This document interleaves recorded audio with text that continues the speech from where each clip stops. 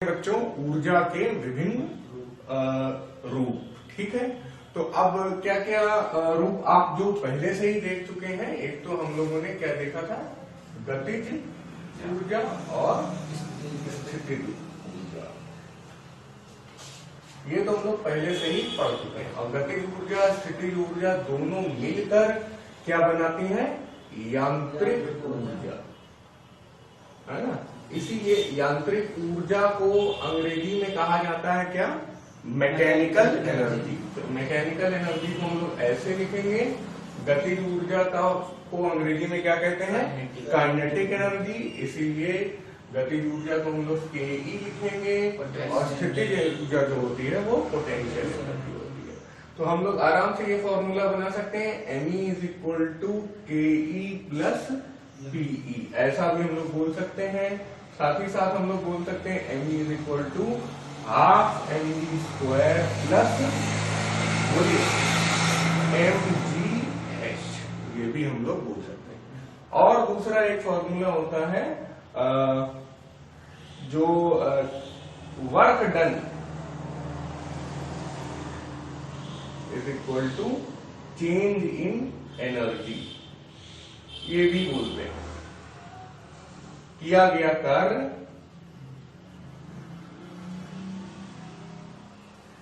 बराबर ऊर्जा में परिवर्तन, ये भी आप कह सकते हैं।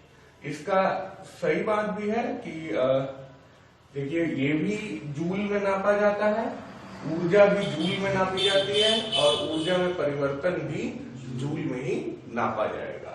तो इसलिए सब सही चल रहा है, ये सब चीजें हम लोग कर भी चुके हैं। तो विभिन्न रूपों में पहला रूप तो हम लोग पहले से ही कर चुके हैं, क्या, यांत्रिक ऊर्जा या मैकेनिकल एनर्जी, जिसके खुद के दो पार्ट हैं, गतिज ऊर्जा और स्थितिज ऊर्जा। फिर हम लोग ने देखा था कि स्थितिज ऊर्जा के भी 4 पार्ट हैं। उन 4 पार्ट में हमारे लिए केवल गुरुत्वाकर्षण वाला ही जरूरी है, जिसका फॉर्मूला आ जाता है mgh। ठीक है, अगले पे आते हैं। अगला है रासायनिक ऊर्जा। यहाँ पर जो हमारे रासायनिक पदार्थ होते हैं, ठीक है, कैसे पदार्थ, रासायनिक पदार्थ जो होते हैं वो अपने अंदर ऊर्जा रखते हैं। कहाँ पे, रासायनिक पदार्थ के अंदर ऊर्जा उपस्थित होती है।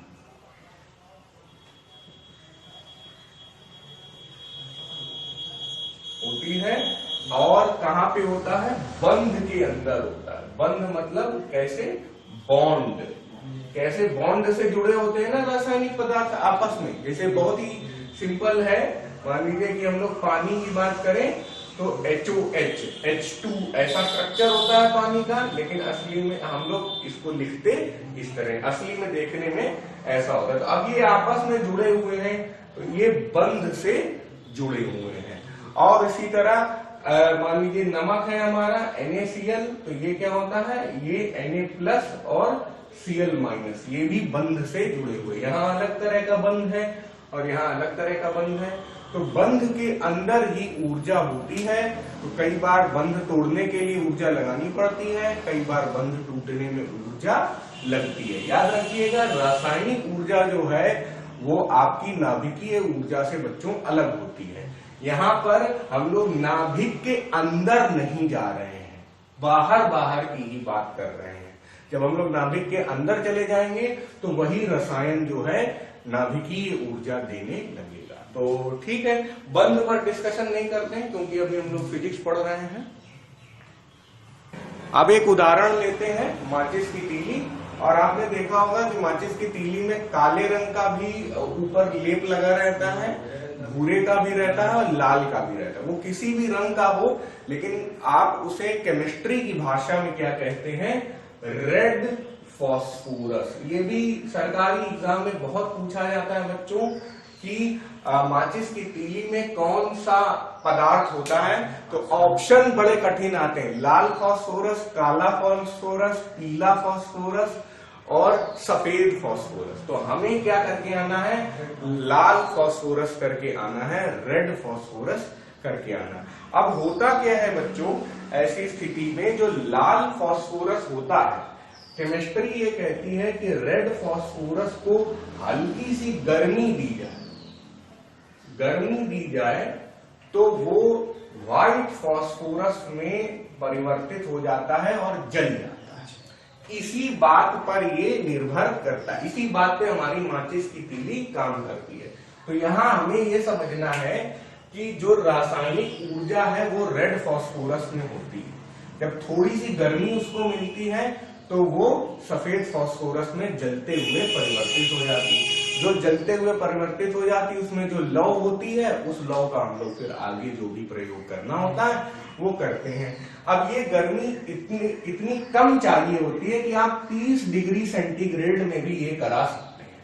तो आप हल्का सा रगड़ देते हैं तो माचिस जल जाती है। रगड़ को हम लोग अपनी फिजिक्स की भाषा में कहेंगे, हिंदी में कहेंगे घर्षण, और या फिर अंग्रेजी में कहेंगे फ्रिक्शन। तो ठीक है बच्चों, कैसे माचिस की तीली जल जाती है? घर्षण के कारण जल जाती है। माचिस की तीली में कौन सी ऊर्जा होती है? रासायनिक ऊर्जा होती है। माचिस की तीली में कौन सा फास्फोरस होता है? लाल फास्फोरस। जल जाने के पश्चात माचिस की तीली में कौन सा फास्फोरस बचता है? सफेद फास्फोरस। ये सारी बातें आपको आनी चाहिए। ठीक है, जब जल जाती है तो आपकी रासायनिक ऊर्जा में क्या परिवर्तन होता है, ये भी सवाल आपसे पूछा जा सकता है। जब माचिस की तीली जल गई तो क्या परिवर्तन होता है? तो हम लोग ऊर्जा परिवर्तन अभी सीखेंगे भी, लेकिन यहाँ पे इस एग्जाम्पल में और थोड़ा देख लीजिए। जो रासायनिक ऊर्जा है वो किसमें कन्वर्ट हो रही है, किसमें परिवर्तित हो रही है? ऊष्मीय ऊर्जा में परिवर्तित हो रही है, और साथ ही साथ प्रकाशीय ऊर्जा में भी उत्पन्न हो रही है, परिवर्तित हो रही है ना। जब माचिस की तीली जल जाती तो हमें गर्म भी लगता है और हमें प्रकाश भी दिखाई देता है। इसी चीज को, रासायनिक को आप देख ही चुके हैं, केमिकल, और इसको बोलते हैं हीट, और प्रकाश को बोलते हैं लाइट। तो अगर आपसे पूछा जाए कि क्या परिवर्तन हो रहा है, तो केमिकल एनर्जी का हीट एनर्जी और लाइट एनर्जी में परिवर्तन हो रहा है। ये हो गया अपना माचिस की तीली का बढ़िया एग्जाम्पल। हीट एनर्जी यानी कि ताप ऊर्जा या ऊष्मीय ऊर्जा, कुछ लोग ऊष्मा भी कह देते हैं। जब ऊष्मा अकेले कहेंगे तो हीट कह देंगे। ये जो ऊर्जा होती है ये किसी भी पदार्थ जो होता है, पदार्थ के अंदर क्या होते हैं? अणु या परमाणु, है ना। पदार्थ के अणु अथवा परमाणु की गति के कारण आता है, कि गति के कारण होता है। कैसे? आप कोई बर्तन लीजिए, ठीक है, और बर्तन में पानी भर दीजिए। पानी के ये बहुत बड़े मैं अणु बना रहा हूं, इतने बड़े नहीं होते हैं, और इसमें आप हाथ लगाइए तो आपको सामान्य लगेगा। मतलब आपने मान लीजिए हैंडपंप से पानी निकाला है, नल से पानी निकाला है, तो आप इसमें हाथ डालेंगे, आपको ठीक लगेगा। हो सकता है आपसे ठंडा ही हो। सबसे पहली बात तो क्या है, आपके हाथ का तापमान क्या होगा, या आपके शरीर का तापमान कितना होता है? 37 डिग्री सेंटीग्रेड। ठीक है। अब अगर पानी जो है 25 डिग्री सेंटीग्रेड है तो आपको ठंडा लगेगा, आपको ठीक लगेगा, नहा भी सकते हैं इतने पानी से, आप ऐसे पानी से, और आराम मिलेगा अगर गर्मी के दिन है तो। फिर उसके बाद अगर पानी जो है 50 डिग्री सेंटीग्रेड है तो सर्दियों के समय ऐसे पानी से आप नहा सकते हैं, तब भी आपको आराम मिलेगा। कुछ लोग को 50 तक नहीं बर्दाश्त होता है तो 45 तक सभी को चल जाएगा। तो यही है कि अब अगर आप दोनों तापमानों को देखें माइक्रोस्कोप से, ठीक है, एक बर्तन हमने क्या रखा 50 डिग्री में और दूसरा बर्तन हमने रखा 25 डिग्री में, तो आपको देखने से कोई फर्क नहीं पड़ेगा। आपको नहीं पता चलेगा कि किसमें गति हो रही है कि नहीं हो रही। लेकिन अब हम लोग क्या करें, इसी में से जैसे बिना छुए आप नहीं पता कर पाएंगे, दोनों 25 डिग्री का पानी रखा हो 50 डिग्री का पानी रखा हो, आप बिना छुए नहीं पता कर पाएंगे कि कौन सा ज्यादा गर्म है। ठीक है, अब हम लोग एक तीसरा काम करते हैं कि नीचे आग लगा देते हैं। किसी एक बर्तन में हमने नीचे आग लगा दी और आग लगाने से तापमान जो है बढ़ता चला गया। तो जब आप देखेंगे कि तापमान 95-100 डिग्री के आसपास पहुंचेगा, 100 डिग्री में तो पानी वाष्प बन के पूरा ही उड़ने की कोशिश करेगा, तब पानी ना सिर्फ गर्म होगा, आवाज भी करेगा, बुड़ बुड़ बुड़ बुड़ बुड़ बुड़, जिसको हम लोग बोलते हैं क्या, उबलना।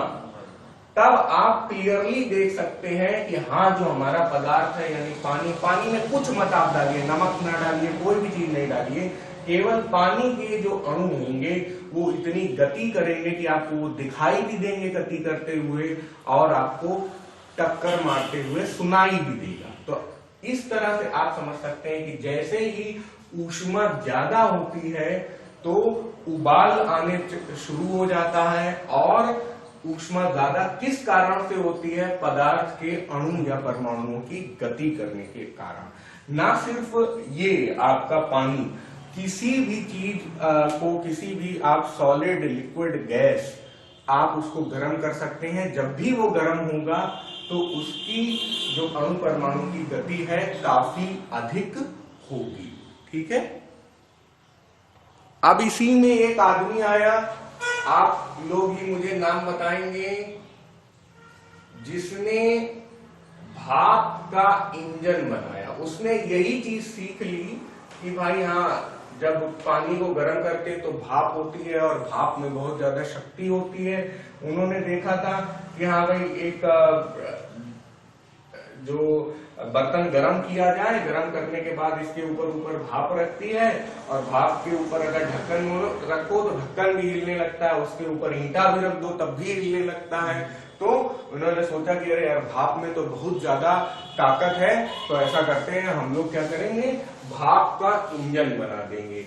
उस साइंटिस्ट का क्या नाम था, जे से शुरू होता है और डब्ल्यू से खत्म होता है। उनका नाम था जेम्स वॉट।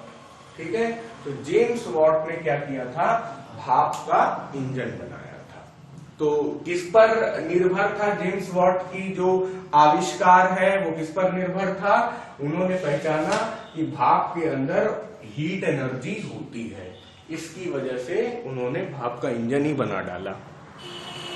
अगला है प्रकाश, लाइट एनर्जी, और हमारी आंखों को ये विशेष शक्ति है कि हम लोग प्रकाश को देख सकते हैं। बहुत सारे जीव, कुछ जीव ऐसे हैं जिनके पास उस तरह की आंखें नहीं होती हैं जैसे हमारे पास हैं, और बहुत सारे जीव ऐसे हैं जिनके पास हमसे भी ज्यादा अच्छी आंखें हैं। तो प्रकृति ने अलग अलग तरीके से जीवों को प्रकाश को महसूस करने की शक्ति दी है। चलिए हम लोग मनुष्यों के हिसाब से देखें तो प्रकाश के स्रोत हमारे लिए क्या है, सभी के लिए है। सबसे बड़ा स्रोत जो है वो तो है सूर्य भगवान, यानी कि सन। ठीक है, तो भाई सूर्य से बड़ा प्रकाश का स्रोत जो हमारी पृथ्वी पर है वो कुछ नहीं है। हर चीज जो ऊर्जा मिल रही है वो हर जगह से आ रही है, वो कहीं ना कहीं सूर्य से संबंधित है।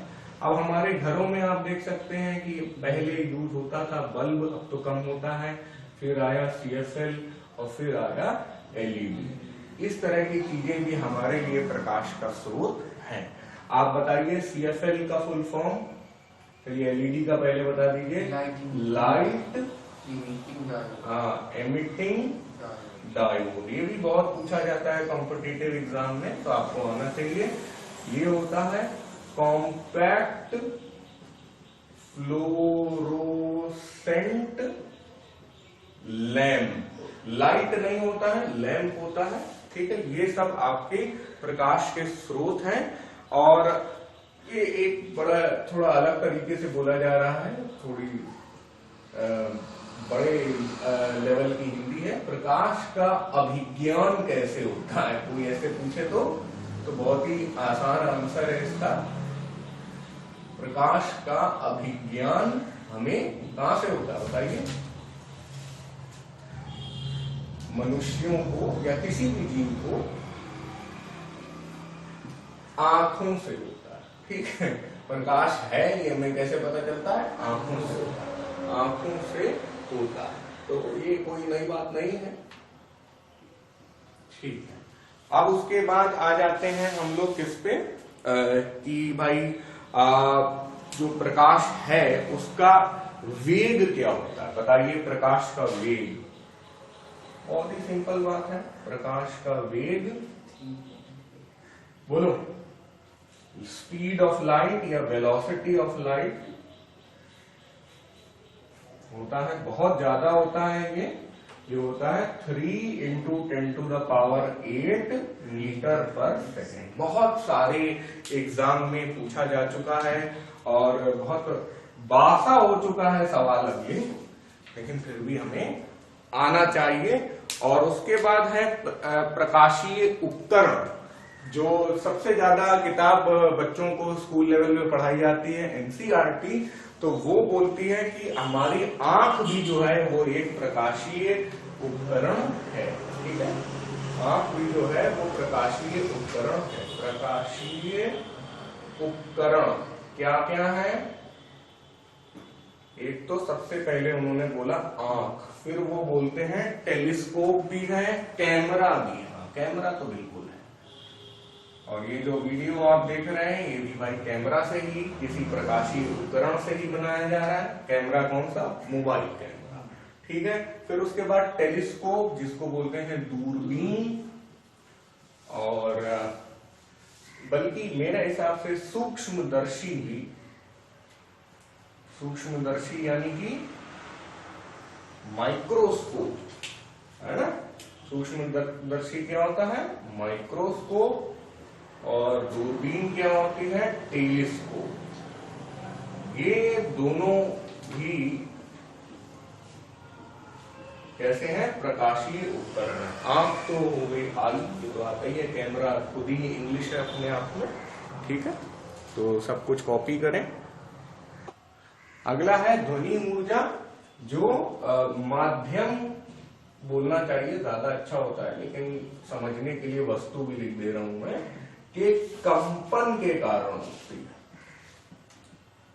ठीक है। ध्वनि ऊर्जा कंपन जब होता है उसके कारण उत्पन्न होती है। जैसे कि आप कोई भी मान लीजिए पतली छड़ लें और उसको एक तरफ से पकड़ लें और दूसरे को, जैसे आपने जरूर बचपन में किया होगा कि स्केल को यहाँ पे फंसा दिया और यहाँ से पकड़ लिया स्केल को और यहाँ से ऐसे मोड़ रहे हैं और फिर फड़ फड़ फड़ फड़ फड़ ऐसे होता है, तो उससे ध्वनि उत्पन्न होती है। इसी चीज का जो और अच्छा तरीका है, तो कोई भी म्यूजिकल इंस्ट्रूमेंट है जैसे कि गिटार या सितार, वहां पे हमारा जो एक तार होता है वो दोनों तरफ बंधा रहता है और उसको हम लोग छेड़ते हैं तो वो भी बहुत तेजी से हिलता है, कंपन करता है, जिसकी वजह से अच्छी आवाज आती है। अपने जो स्केल वाला है उससे बेकार आवाज आती है भाई, है ना, लेकिन तब भी हमें मजा तो मिल ही जाता है। तो कंपन के कारण ध्वनि ऊर्जा उत्पन्न होती। किसी भी वस्तु का कंपन करा दें, पूरे माध्यम का आप कंपन करा दें, तो माध्यम में आपको बता दें बच्चों कि गैस, गैस, द्रव या ठोस, किसी का भी आप कंपन करा दें तो जो ध्वनि है वो उत्पन्न होगी।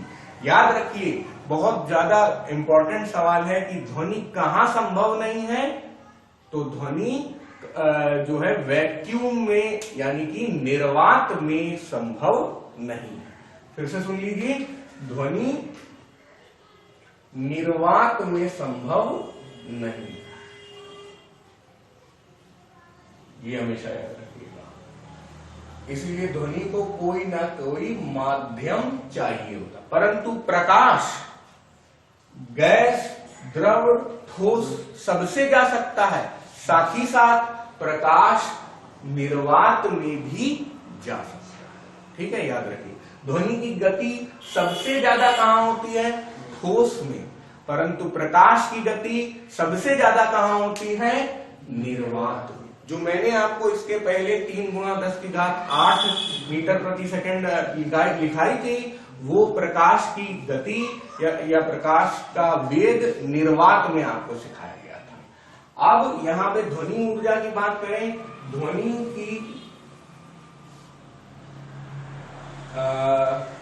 का वेग किसमें, ध्वनि का गैस में वेग या वायु में वेग, गैस ना लिखें, चलिए वायु लिखें, वायु में वेग कितना होता है ये भी याद रखिएगा बच्चों, 332 मीटर पर सेकेंड। ठीक है, velocity of light, velocity of sound, अच्छा यहाँ ये आपने नहीं बताया बच्चों, ध्वनि की ऊर्जा को अंग्रेजी में हम लोग क्या कहते हैं, साउंड एनर्जी कहते हैं। ठीक है, velocity of sound in air ऐसे बोलेंगे तो वो भी क्या है, 332 मीटर पर सेकेंड। ठीक है, और हमेशा आदत डालिए कि आप लोग भी इंग्लिश हिंदी दोनों में चीजों को करें। और ध्वनि जो है अपने आप में क्या है, एक सवाल इस तरह भी आया था कि ऊर्जा का कमजोर रूप क्या है, तो उसमें आप ध्वनि टिक करके आएंगे। ऊर्जा का कमजोर रूप क्या है, ध्वनि, ये भी मतलब इंपॉर्टेंट सवाल हो सकता है। और ऊर्जा का जो सबसे मजबूत रूप है वो क्या है, नाभिकीय ऊर्जा। ठीक है, तो दोनों ही चीजें आपको आनी चाहिए। फिर उसके बाद आ रहा है, देखिए बादलों में बिजली कड़कने के कारण इमारतों तक में कंपन हो जाता है ना, जब बिजली कड़कती है तो इमारत तक हिल जाती है, तो वहां पे तो ऊर्जा कमजोर नहीं है आप ये कह सकते हैं। लेकिन फिर भी सभी ऊर्जाओं में देखा जाता है तो उनमें पाया गया कि भाई जो हमारी ध्वनि है थोड़ी कमजोर तरीके से काम कर रही है, मतलब बहुत ऊर्जा जब लगाई जाए तब हल्की सी ध्वनि, इसको आप इस तरह से समझिए। ठीक है, एक इसमें सवाल और भी आ जाता है, जब बादलों में बिजली कड़कती है तो उस स्थिति में, तो सवाल ये है कि जब बादलों में बिजली कड़कती है तो हमें पहले बिजली दिखाई दे जाती है लेकिन सुनाई बाद में देती है, ऐसा क्यों होता है? इसका कारण ये है बच्चों कि जब बिजली कड़कती है या चमकती है वो दोनों काम एक साथ होता है। ठीक है, शुरुआत प्रकाश की और शुरुआत आवाज की दोनों एक साथ होती है, लेकिन होता क्या है कि प्रकाश जो है वो चलता है किस स्पीड से, प्रकाश चलता है 3 × 10⁸ मीटर पर सेकेंड, बहुत तेज चलता है। हवा में, मैंने ये निर्वात के लिए बोला है, लेकिन हवा में भी लगभग इतना ही होता है, 2.99 लोग लिख देते हैं, बट इतना सही है लिखना। तो जब प्रकाश भी तभी निकला और आवाज भी तभी निकली, लेकिन प्रकाश इतने ज्यादा वेग से आपकी आंखों में पहले पहुंच गया और आपकी जो ध्वनि है वो इतने छोटे वेग से आपके कानों में देर से पहुंचती है। इसीलिए बिजली दिखती पहले है, सुनाई बाद में।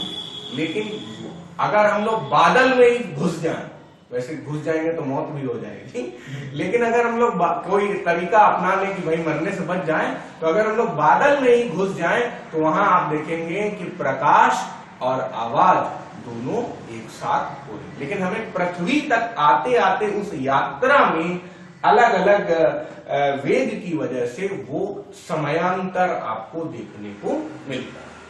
ठीक है,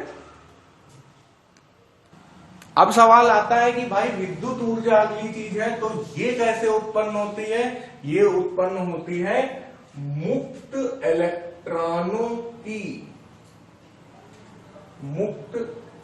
इलेक्ट्रॉनों की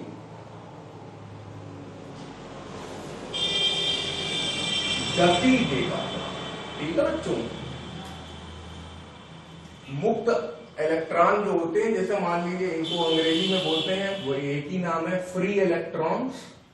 ठीक है, एक ही बात है, या तो इलेक्ट्रॉन इलेक्ट्रॉन दोनों ही बातें होंगी। मान लीजिए कोई आप बिजली का तार देख रहे हैं, बिजली के तार को मैं बहुत पास से दिखा रहा हूं, तो इसमें क्या होते हैं, बड़े बड़े, मान लीजिए ज्यादातर बढ़िया बिजली का तार जो होता है वो किसका होता है, कॉपर का होता है, नहीं Cu यानी कॉपर का तार होता है। आप लोग कभी भी जाते हैं बाजार में अपने घर की बिजली लेने, बिजली के लिए तार वगैरह लेने, तो आप ये बोलते हैं भाई एल्यूमिनियम का तार मत देना, कॉपर का तार देना। तो क्यों? क्योंकि कॉपर का तार जो होता है भले थोड़ा महंगा होता है, लेकिन इसमें जो बिजली है वो ज्यादा सुचारू रूप से चलती है, जिसकी वजह से हमारी बिजली की खपत कम होती है और जो हमारा तार है वो गर्म भी नहीं होता है ज्यादा। ठीक है, तो इसलिए अब जैसे इसके अंदर क्या मैंने तार के अंदर बनाया कि कॉपर के मैंने एटम बना दिए, यानी कि कॉपर के मैंने परमाणु बना दिए। अब इनसे निकलकर छोटे छोटे ये जो लाल रंग के हैं ये इलेक्ट्रॉन है। तो ज्यादातर इलेक्ट्रॉन तो इसी में अपना बंधे रहते हैं, लेकिन कुछ क्या काफी ज्यादा मुक्त इलेक्ट्रॉन भी होते हैं। जितने बंधे रहते हैं उससे ज्यादा तो नहीं होते मुक्त इलेक्ट्रॉन, उससे काफी कम होते हैं, लेकिन क्योंकि ये सभी चीजें इस तार के अंदर बहुत छोटी छोटी हैं, इसलिए गिनती में फिर भी इलेक्ट्रॉन बहुत ज्यादा हो जाते हैं। तो ये मुक्त इलेक्ट्रॉन क्या करते हैं, अगर इसमें मान लीजिए कि कोई बिजली स्रोत लगाते हैं हम लोग, तो वो एक ही दिशा में चलने लगते हैं। तो विद्युत ऊर्जा क्या करता है, क्यों आता है, मुक्त इलेक्ट्रॉनों की गति के कारण आता है। और इसी की वजह से हम लोग, हमारे घर में जो बिजली आती है, आप जो मोबाइल चार्ज करते हैं, हर जगह कहीं ना कहीं इसी तरह का जो प्रिंसिपल है वो यूज होता है। यही जो कहानी है वो वहां पर लगती है। अब इसका इस्तेमाल करके हम लोग क्या करते हैं कि मोटर के घूर्णन को किसी तरह स्थापित करते हैं। अभी हम लोग मैग्नेटिक एनर्जी पे भी आएंगे, यानी कि चुंबकीय एनर्जी में भी आएंगे। मोटर जो है विद्युत की और चुंबक की दोनों की मदद से चलती है, और जब मोटर, किसी भी चीज में जो मोटर लगी होती है वो काफी सारे काम करती है। जब चुंबकीय हम लोग कर लेंगे तब वो सारे नाम हम लोग लिखेंगे। अब इसके बाद साथ ही साथ में मैं सातवां चुंबकीय वाला भी लिख देता हूं। ठीक है, चलिए चुंबकीय की हेडिंग वगैरह डाल लें और कुछ और बातें भी थोड़ा सा नोट कर लें। चुंबकीय ऊर्जा ये किस कारण होती है, जैसे यहाँ पे मुक्त इलेक्ट्रॉन होते हैं, ऐसे ही यहाँ पे इलेक्ट्रॉनों के एक ही दिशा में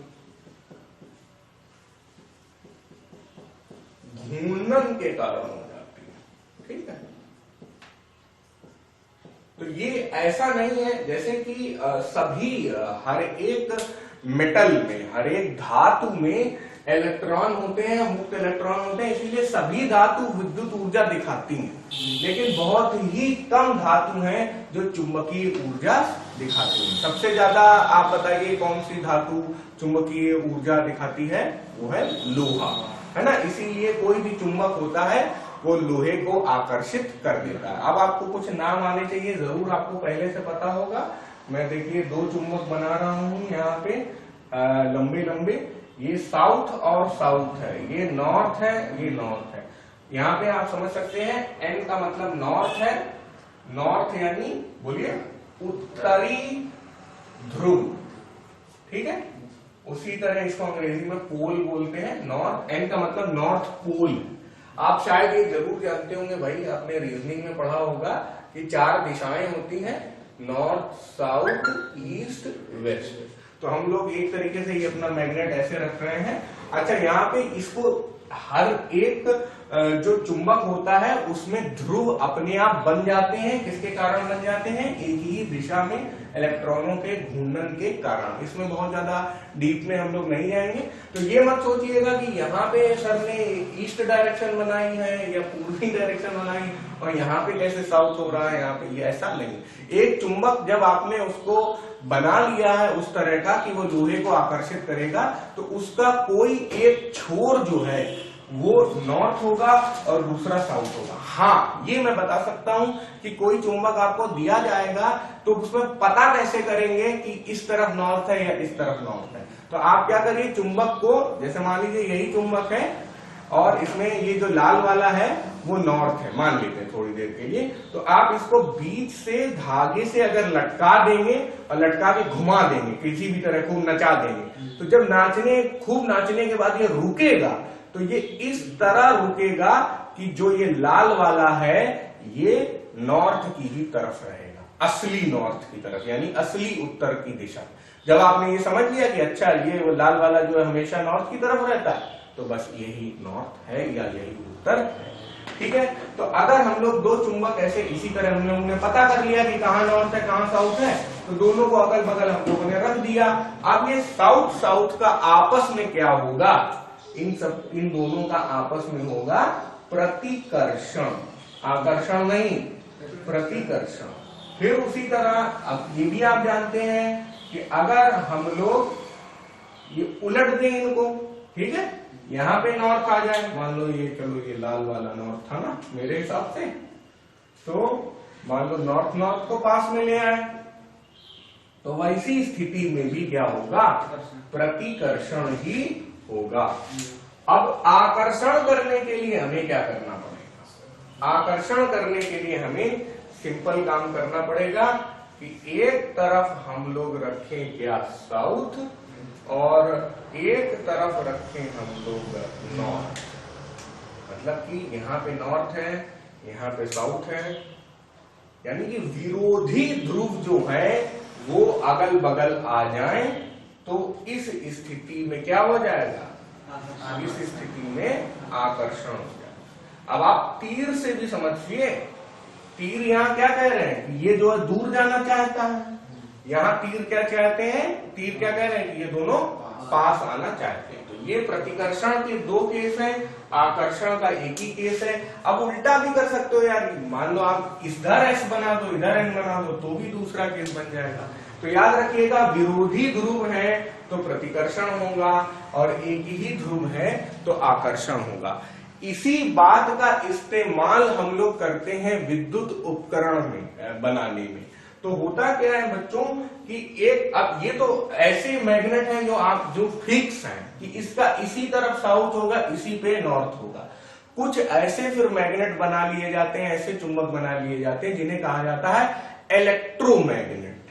ठीक है, इलेक्ट्रोमैग्नेट का मतलब ये है कि जब उसमें बिजली जाएगी तब वो मैग्नेट बनेगी, और जब बिजली अगर इधर से इधर जाएगी तो ये वाला साउथ हो जाएगा, और जब बिजली इधर से इधर जाएगी तो यही वाला नॉर्थ हो जाएगा। तो वो क्या करेगा, अपना ध्रुवीकरण जो है वो परिवर्तित करता रहेगा। तो याद रखिए इलेक्ट्रोमैग्नेट क्या करता है, ध्रुवीकरण में परिवर्तन लाता है। ठीक है, तो थोड़ी सी जगह खाली करें फिर वो बात लिख लेते हैं। तो यही बात यहाँ पे बच्चों आ जाती है कि ध्रुवीकरण में परिवर्तन की वजह से हम लोग यहाँ पे क्या बना लेते हैं, मोटर बना लेते हैं। और फिर ये मोटर जो है वो कई चीजों पर काम करता है, कई चीजें हम लोग मोटर से बना सकते हैं। बताइए भाई क्या क्या बना सकते हैं, है ना, पंखा, कूलर, जूसर, मिक्सर, ग्राइंडर, है ना। ये तो घर का लेवल हो गया। जब बड़े लेवल पे आ जाए तो आप देखते हैं कि चक्की इसी पे चलती है, इसी के हिसाब से चलती है। फिर और भी कई चीजें आ जाती हैं, उन्हें लिख लें। ठीक है, तो जब मोटर इस्तेमाल होती है तो विद्युत और चुंबक दोनों का इस्तेमाल होता है, तब हम लोग ऐसा कुछ बना पाते हैं जो घूर्णन करता है। तो मोटर के घूर्णन की विधि से कई सारे हम लोग बिजली के उपकरण बना सकते हैं। पंखा, कूलर, जूसर, मिक्सर तो हम लोग कर ही चुके थे, वॉशिंग मशीन भी, पानी ऊपर खींचने वाला पंप भी, और उसके बाद सिर्फ यहाँ पे देखिए टेलीफोन और हेडफोन की बात जब हम लोग कर रहे हैं तो यहाँ पे मोटर की जरूरत नहीं है, लेकिन इन दोनों पे भी हम लोग चुंबकीय ऊर्जा का इस्तेमाल करते हैं। बल्कि मोबाइल फोन, टेलीफोन अगर बोले तो मोबाइल भी उसमें शामिल हुआ जा रहा है। तो जगह खाली करें थोड़ा। अब ये तो बहुत आपने जरूर सुना होगा, परमाणु बम, परमाणु ऊर्जा, ये सब हम लोग बहुत सुन चुके हैं। तो ये होता किस लिए है, परमाणु के नाभिक में स्थित बंध या स्थित आकर्षण बोलना चाहेंगे। परमाणु के नाभिक में स्थित आकर्षण, जैसे परमाणु के अंदर चले गए नाभिक में, तो नाभिक में भी क्या होते हैं, प्रोटॉन होते हैं और न्यूट्रॉन होते हैं। कई सारे प्रोटॉन होते हैं, कई सारे न्यूट्रॉन होते हैं। तो उनका आपस में बहुत कस के बंध बना होता है और बहुत ज्यादा आकर्षण होता है। और जब उस आकर्षण को हम लोग तोड़ देते हैं तो विखंडन की वजह से ऊर्जा उत्पन्न होती है। बल्कि जब उस आकर्षण को हम लोग किसी तरह बना भी देते हैं, जैसे सूर्य में होता है, तो जुड़ने की वजह से भी आकर्षण होता है। ठीक है, तो आपको यही याद रखना है, परमाणु ऊर्जा नाभिक की वजह से होती है। नाभिक शब्द आपको यहाँ पे याद रखना है। और ये बहुत ज्यादा अधिक मात्रा में होती है। जैसे हम लोग ने साउंड एनर्जी में पढ़ा था, आवाज में पढ़ा था कि वो बहुत कम मात्रा में होती है। ये जो है ये बहुत ज्यादा मात्रा में होती है। अब इसमें इसी वजह से, नाभिक की वजह से इसका एक और नाम आ जाता है। आप ये मत कंफ्यूज होइएगा कि नाभिकीय ऊर्जा कुछ अलग तरह की ऊर्जा होती है, ऐसा कुछ नहीं है। ये नाभिकीय ऊर्जा ही परमाणु ऊर्जा होती है। इसे अंग्रेजी में कहते हैं न्यूक्लियर एनर्जी। जैसे मैं इस छोटे गोले को नाभिक बोल रहा हूं, ऐसे ही इसे अंग्रेजी में न्यूक्लियस कहते हैं। क्या कहते हैं? न्यूक्लियस कहते हैं। ठीक है, तो इसके अंदर प्रोटॉन न्यूट्रॉन, प्रोटॉन भी आपस में आकर्षित करने लगते हैं, न्यूट्रॉन भी आपस में आकर्षण करते हैं, और प्रोटॉन न्यूट्रॉन भी आपस में आकर्षण करते हैं। ये सब मिलकर बहुत ज्यादा ऊर्जा इतने छोटे में संग्रहित हो जाती है। और फिर हम लोग बात करते हैं इसके उदाहरण की, तो आप देख सकते हैं कि परमाणु बम सबसे बड़ा उदाहरण है इसका। और परमाणु बम कोई अच्छी चीज नहीं है। इसका जो बुरा उपयोग है वो परमाणु बम है, और अच्छा उपयोग जो है वो है नाभिकीय संयंत्र। नाभिकीय संयंत्र जो है वो क्या करता है? बिजली बनाता है। और परमाणु बम क्या है? दूसरे देशों के लोगों को मारता है। तो ये तो अच्छी बात नहीं है। नाभिकीय संयंत्र को हम लोग अंग्रेजी में कहते हैं न्यूक्लियर पावर प्लांट, और इसको बोलते हैं एटॉमिक बॉम्ब। ठीक है, तो बुरा और अच्छा दोनों हम लोगों ने पढ़ लिया। परमाणु बम को समझने के लिए आप जाइए सन 1945 में। सन 1945 में क्या हुआ था? भारत तो नहीं था, है ना। पर 1947 में दो शहर थे, एक का नाम एन से और दूसरे का नाम एच से। और एक देश था यूएसए, यानी कि अभी भी है यूनाइटेड स्टेट्स ऑफ अमेरिका। दूसरा देश था जापान। ठीक है, तो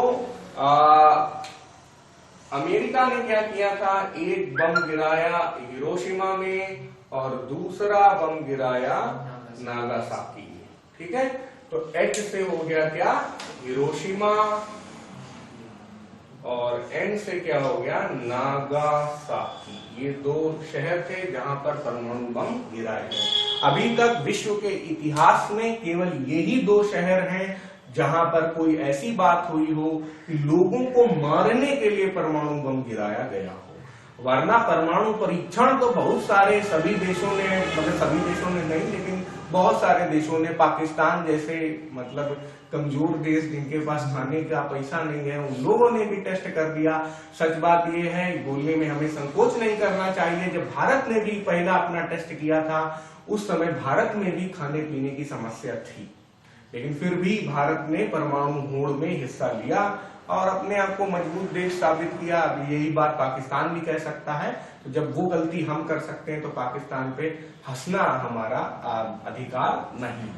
ठीक है, तो ये अच्छी चीज नहीं है। और अमेरिका की यहाँ पे मनमानी आप देखिए कि वो खुद तो खूब परीक्षण कर चुके हैं, दूसरे पे गिरा भी चुके हैं, और अब दूसरे देशों से कहते हैं कि आइए भाई हम लोग CTBT पे साइन करते हैं और हम लोग ये प्रण लेते हैं कि आगे हम परमाणु परीक्षण नहीं करेंगे। अब मैं आपको बता दूं CTBT क्या होता है। CTBT का फुल फॉर्म भी बहुत बार पूछा जा सकता है, कॉम्प्रिहेंसिव न्यूक्लियर, यहाँ पे न्यूक्लियर का N नहीं आ रहा है, टेस्ट बैन ट्रीटी, यानी कि हम सारे दो देश जो हैं कॉम्प्रिहेंसिव मतलब मिलकर कोई भी पर बैन लगाएंगे, चलो आओ इस बात पर साइन कर लेते हैं। तो लेकिन हमारे अटल बिहारी वाजपेयी जी जो हमारे पूर्व प्रधानमंत्री थे, वो बोले थे कि हम CTBT पे साइन नहीं करेंगे। हम अमेरिका की जो परीक्षण में इन्होंने सबसे आगे रहे हैं उस चीज में हम भी रहेंगे, और अपने देश की सुरक्षा के लिए हमारे पास भी परमाणु बम होना चाहिए। ठीक है, हालांकि परीक्षण काफी पहले हो गया था। तो ये बात तो आप समझ ही गए होंगे कि जब 2 परमाणु बम गिराए गए तब इतना ज्यादा नुकसान हुआ। जब बहुत सारे परमाणु बम गिराए जाएं, ये बहुत सारे ज्यादा नहीं 20-40 ही गिराए जाएं, तो पूरा विश्व नष्ट हो सकता है, हर एक व्यक्ति पूरी पृथ्वी का मर सकता है, इतनी शक्ति होती है परमाणु बम में। और एक बात बता देता हूं कि हिरोशिमा में गिराया गया था 6 अगस्त 1945 और नागासाकी में गिराया गया था 9 अगस्त 1945, और ये बम गिरते ही जो है विश्व युद्ध समाप्त हो गया था। क्योंकि ये होने के बाद पूरी जितने भी लड़ने वाले देश हैं उनको लग रहा था अरे भैया अमेरिका ने अपना ब्रह्मास्त्र निकाल लिया है, अब भाई सब लोग खत्म हो जाएंगे, तो इसलिए चुपचाप शांत हो जाया जाए। ठीक है, इसमें एक सवाल एक एग्जाम में आया था कि भाई हिरोशिमा और नागासाकी में आपस में दूरी लगभग कितनी है। बहुत कठिन क्वेश्चन है, मुझे नहीं लगता है कि आप में से बहुत ज्यादा लोग जापान गए होंगे, तो इसलिए ये रट लेने वाला ही सवाल है कि हिरोशिमा और नागासाकी आपस में 400 किलोमीटर है। लगभग कितना दूर ऐसे लिखा था, तो उन्होंने 5400 और 20 किलोमीटर और इस तरह के ऑप्शन दिए थे, दूर दूर थे। तो गूगल मैप्स में मैंने देखा था, तो वो अगर आप कार से जाएं तो 421 किलोमीटर दिखा रहा है, और अगर आप पैदल जाएं तो 395 किलोमीटर दिखा रहा है। तो इसलिए जो एग्जाम में उन लोगों ने 400 किलोमीटर आंसर दिया था वो सही आंसर था। तो ये भी रट लीजिए, अब यार एक बार आ गया है तो हमें आना चाहिए। इससे तो आप भली भांति परिचित हैं सौर ऊर्जा से। सौर ऊर्जा किसकी वजह से मिलती है? सूर्य की वजह से, और सूर्य से हम लोग सूर्य प्रकाश का इस्तेमाल करते हैं और सूर्य की ऊष्मा का भी इस्तेमाल करते हैं अपने दैनिक जीवन में। तो जब मैं ऊर्जा के स्रोत पढ़ाऊंगा तब सौर ऊर्जा पे हम लोग और ज्यादा अच्छे से डिस्कशन करेंगे। और अभी हम लोग एक नई चीज पे आते हैं, वो है ऊर्जा का अपव्यय। ऊर्जा का अपव्यय कैसे? इसको हम अंग्रेजी में लिखते हैं वेस्टेज ऑफ एनर्जी, यानी कि ऊर्जा की बर्बादी। तो अगर आप क्या करें, आवश्यकता से अधिक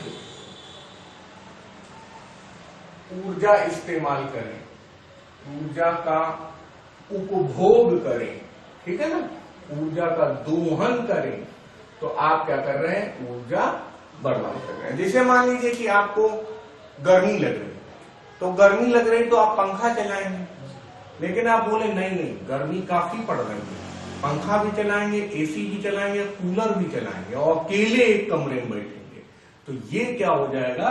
ऊर्जा का उपभोग हो जाएगा। भाई जब मान लीजिए आप बड़े आदमी हैं, आपने एसी चालू कर दिया, तो एसी चालू कर दिया है तो आप कम से कम पंखा बंद कर दीजिए और कूलर बंद कर दीजिए, है ना। तो वो छोटी छोटी ऊर्जा तो बचेगी। आप एक एसी बहुत ज्यादा ऊर्जा लेता है तो आप चलो बड़ी ऊर्जा इस्तेमाल कर रहे हैं, लेकिन छोटी 2 बंद कर देंगे तो उससे कुछ बचत तो होगी। हमेशा हमें ये ध्यान रखना है कि हमें अच्छा निर्णय लेना है कि ऊर्जा का अपव्यय हमसे गलती से भी ना हो जाए।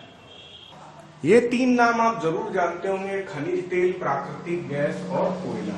खनिज तेल को हम लोग कच्चा तेल भी कहते हैं, क्रूड ऑयल भी कहते हैं, और उसी में काफी ज्यादा शुद्धिकरण होता है, तो हमें पेट्रोल, डीजल, मिट्टी का तेल, ये सारी चीजें प्राप्त होती हैं। तो ये सारी चीजें हैं क्या? ये तीनों बहुत ही सीमित स्रोत हैं। अगर पूरे विश्व में देखा जाए तो बहुत कम, हमारी जरूरतों को देखते हुए अगर हम इनको नापा जाए कि कितना कोयला है, कितना गैस है और कितना तेल है, तो काफी कम है। क्योंकि अब आगे बहुत 2-4 हजार साल तक हम लोग नहीं जिएंगे। बहुत सारे साइंटिस्ट तो कहते हैं कि कोयला, तेल और गैस ये सब खत्म हो जाएगा अगले 100 से लेकर 200 साल तक। तो ऐसा तो नहीं है कि 200 हम तो खुश हो सकते हैं कि आया 200 साल, हमें तो भाई अभी 50-60 साल ही जीना है, हम तब तक मर जाएंगे, खत्म करते हैं। लेकिन ऐसा नहीं है। आपके जो अगली जनरेशन है, उसकी अगली जनरेशन है, वो तो समस्या में आ जाएगी। हो सकता है आप फिर से जन्म ले लें और तो आप फिर से समस्या में आ जाएंगे। जो भी है, आप कभी नहीं चाहेंगे कि मानवता समाप्त हो जाए। नहीं तो अभी कोविड-19 में इतने लोग मर रहे हैं, तो हम लोग चिंता में क्यों आ गए? पूरे देश की सरकारें चिंता में क्यों आ गई? क्योंकि हमें ये चिंता है कि मानवता समाप्त ना हो जाए। तो बहुत सीमित स्रोत होने के बावजूद हम लोग इनको बहुत ज्यादा इस्तेमाल कर रहे हैं। बहुत ज्यादा इस्तेमाल कितना कर रहे हैं, आप इस बात से अंदाजा लगाइए। पूरे विश्व में जितनी भी ऊर्जा की आवश्यकता है, उसका 90% से भी ज्यादा ऊर्जा हम इन्हीं से प्राप्त कर रहे हैं। जबकि सौर ऊर्जा भी है, नाभिकीय ऊर्जा भी है, पवन ऊर्जा भी है, और जियोथर्मल यानी कि भूगर्भीय ऊर्जा भी है। बहुत सारे तरीके की ऊर्जाएं और लहरों से ऊर्जा जो हमें मिलती है, ये सब है। उसको हम लोग नहीं यूज कर रहे हैं, इसी को यूज कर रहे हैं। उसका भी एक कारण है कि जितने भी हम लोगों ने उपकरण अभी तक बना रखे हैं, वो सब इन्हीं पे आधारित है। जब ये खत्म होने लगे, तब हम लोगों को यानी मानवता को ये समझ में आया कि अरे यार, हम लोग सौर ऊर्जा से भी तो बना सकते हैं। अगर हम लोग शुरू से सब कुछ सौर ऊर्जा से बनाते, तो आज हम लोग इस समस्या की घड़ी में नहीं होते कि अगले 100-200 साल के बाद जीवन कैसे कटेगा। इसीलिए क्योंकि पहले हम लोग इनको पहले से इस्तेमाल कर रहे हैं, शुरुआत ऊर्जा के प्रयोग की इन्हीं से हुई है, इसीलिए इन्हें हम लोग बोलते हैं ऊर्जा के परंपरागत स्रोत। अंग्रेजी में बोलते हैं conventional sources of energy. Conventional sources of energy, और हिंदी यहाँ पे इसको हम लोग बोल सकते हैं, सीमित स्रोत को अंग्रेजी में बोल सकते हैं लिमिटेड सोर्सेज या रिसोर्सेज बोलते हैं, बल्कि इनको लिमिटेड रिसोर्सेज। ठीक है।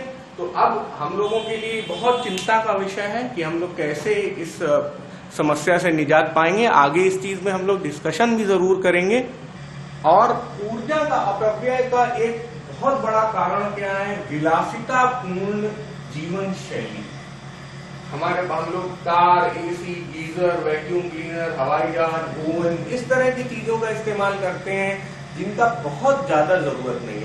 मैं ये नहीं कहूंगा कि आपको कभी हवाई जहाज से नहीं चलना चाहिए, लेकिन जहां संभव है, आपके पास अगर समय है, तो आप हवाई जहाज की जगह ट्रेन से चले जाएं। तो क्या होगा कि आपके पैसे भी बहुत बच जाएंगे, और हवाई जहाज में जो बहुत ज्यादा ऊर्जा की खपत होती है वो नहीं होगी। हवाई जहाज में कम लोग बैठ के जा सकते हैं, ट्रेन में बहुत ज्यादा लोग बैठ के जा सकते हैं। तो यही विलासितापूर्ण जीवन शैली। जहां पर आप साइकिल या स्कूटर से जा सकते हैं, उधर आपको कार से नहीं जाना चाहिए। पंखा कूलर से काम कर सकता है, तो इसी आपको नहीं इस्तेमाल करना चाहिए। पानी आप धूप में नहा लें, गीजर से क्यों गर्म कर रहे हैं, ये भी आप आराम से कर सकते हैं।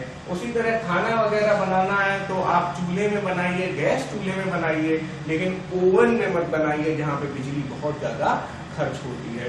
तो यही विलासितापूर्ण जीवन शैली, जहां पर हम लोग टाइम बचाकर बिजली या ऊर्जा खर्च कर लेते हैं, तो इससे हमें जहां तक संभव है बचना चाहिए। तो विलासितापूर्ण जीवन शैली के बाद एक अगला जो कारण मुझे समझ में आता है और पुस्तकों में, किताबों में भी लिखा रहता है, वो है बढ़ती जनसंख्या। और मेरे हिसाब से तो सबसे बड़ा कारण यही है। जनसंख्या जितनी तेजी से बढ़ रही है, उस हिसाब से हम कितना भी कंजूसी कर ले, विलासितापूर्ण जीवन से बच जाएं, लेकिन ऊर्जा का अपव्यय, बहुत ज्यादा ऊर्जा का प्रयोग ये तो होता ही रहेगा। इसलिए हम लोग जनसंख्या पे अगर कंट्रोल रखें तो हम लोग अधिक दोहन करने से बच सकते हैं। ज्यादा जनसंख्या की वजह से ऊर्जा का अधिक दोहन हो जाता है, जिससे हमें बचना चाहिए। तो जनसंख्या कम करने के लिए हम लोग किसी को मार नहीं सकते हैं, लेकिन हम लोग नए जो बच्चे उत्पन्न हो रहे हैं उनको होने से बचा सकते हैं। मैं आप लोग ज्यादातर अनमैरिड होंगे तो कहूंगा कि आगे जाकर आप सिर्फ एक बच्चा ही पैदा करिएगा, जिससे कि जनसंख्या कम बढ़े। और मुझे लगता है सभी लोग सहमत भी होंगे इस बात पे। बढ़ती जनसंख्या की वजह से क्या होता है, तीव्र औद्योगिकीकरण होता है। मतलब कि बहुत ज्यादा फैक्ट्रियां एक ही जगह में लगा दी जाती हैं, सारी लोगों को रोजगार देने के लिए और सारे लोगों की जरूरत की चीजों को बनाने के लिए। आप महसूस कर सकते हैं बच्चों कि कुछ चीजें हम लोग आज जो इस्तेमाल कर रहे हैं, जैसे प्लास्टिक की बोतल में भरा हुआ मिनरल वाटर हम आज यूज कर रहे हैं, लेकिन आप अपने दादी बाबा से पूछिए तो उन्होंने ऐसा समय देखा होगा जब ऐसी कोई चीज थी ही नहीं। सब कोई कुएं से पानी निकालता था या हैंडपंप से पानी निकाल के पी लेता था। तो औद्योगिकीकरण और नगरीकरण में क्या हो रहा है, यहाँ नगरीकरण में क्या है कि बहुत सारे नगर बने जा रहे हैं। इसमें लोगों की लाइफ स्टाइल यानी कि वही विलासिता जो है वो बढ़ती चली जा रही है, जिसको हम लोग अच्छी लाइफ स्टाइल कह रहे हैं। वहां पे हम लोग वो चीजें बना रहे हैं जिनकी हमें कभी आवश्यकता थी ही नहीं। आप अगर आज भी कुएं का पानी कहीं से भी पीजिए, अगर आसपास नगर उद्योग नहीं है तो आपको अच्छा पानी ही मिलेगा। तो इसका मतलब हमें शायद बोतल में पानी भरने की जरूरत है ही नहीं। और व्यर्थ का मनोरंजन करते हैं, फालतू की यात्रा करते हैं, परिवहन के हम लोग अपने उपकरण खरीद लेते हैं। जैसे कि बच्चा 10वीं पास हुआ कि नहीं, स्कूटी मोटरसाइकिल तुरंत आएगी, लेकिन जबकि हम लोग टेम्पो बस यात्रा करके वो काम पूरा कर सकते हैं। और विदेश, लोग सोचते गर्मी की छुट्टी हो गई विदेश यात्रा कर लें, कोरोना हो गया चलो रिश्तेदार के यहाँ चले जाएं चुपके से, जबकि ये सब चीजें गलत हैं। तो फालतू में जो हम लोग खर्च कर रहे हैं वही विलासिता जो है वो भी ऊर्जा का अपव्यय का कारण है। और इतना ज्यादा हम लोग ऊर्जा का अपव्यय करते हैं अलग अलग कारणों से, उसकी वजह से ऊर्जा की आपूर्ति में बाधा आती है। फिर हम लोग गाली देते हैं भारत सरकार को, या मैं उत्तर प्रदेश का हूं तो उत्तर प्रदेश सरकार को, कि यार लाइट बहुत कटती है। लाइट जो कटती है वो हमारी आपकी विलासिता के कारण कटती है, क्योंकि इतने सारे कारण हैं और सरकार हमारी बहुत सारे पैसे अपनी जेब से खर्च करने के बाद भी हमारे लिए पूरी बिजली की व्यवस्था नहीं कर पा रही। और ऊर्जा आपूर्ति में बाधा अगर आती है तो हमारे देश की प्रगति में और देश की अर्थव्यवस्था में विपरीत असर पड़ता है। देश की अर्थव्यवस्था पर विपरीत असर पड़ता है कि नहीं। बार बार लाइट जाएगी तो बार बार फैक्ट्री बंद होगी तो लोगों के रोजगार छीनेंगे और सही से काम नहीं होगा और सबको सही सैलरी नहीं मिल पाएगी। तो अब इतना पढ़ाई करने के बाद हम लोग ऊर्जा का अपव्यय सीख चुके हैं, और मतलब अपव्यय करना नहीं है, अपव्यय से बचना है। और इसके पहले हम लोगों ने कई तरह की ऊर्जाएं सीखी थी, और इसके आगे जब हम लोग बढ़ेंगे तो हम लोग ऊर्जा के अपव्यय को कैसे रोकें ये सीखेंगे। हालांकि काफी चीजें मैंने अभी आपको बता दी हैं।